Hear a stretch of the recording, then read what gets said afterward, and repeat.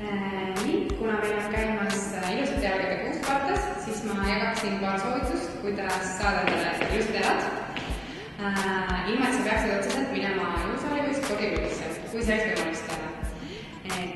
Kindlasti on väga oluline ka palju liikuda, käia jalgsi, sõita rattaga ja väga super jalgade vormi on käia mööda treppe. Nii et kui sa elad majas, kus on lift, siis selle asemel mine liftiga, mine käi trepis.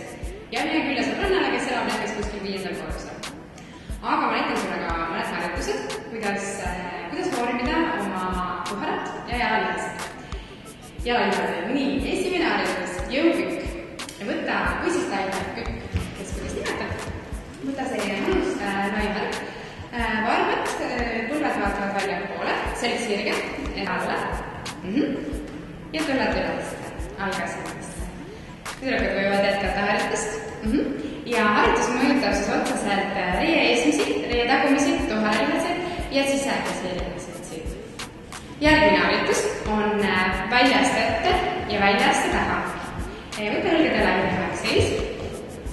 Astud ette. Tuled tagasi algasendisse ja sama jalaga taha. Kordad harjutust ühe jalaga ja teise jalaga samamoodi.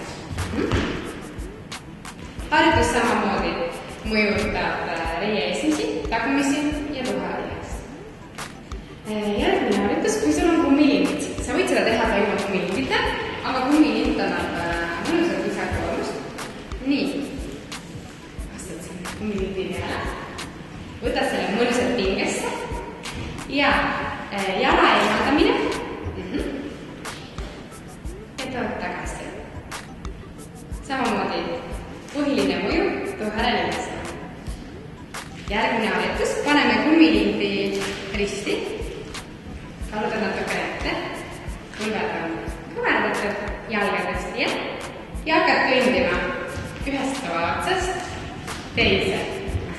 Ja tagasi. Väga mõnusa koormusega saavad jalad.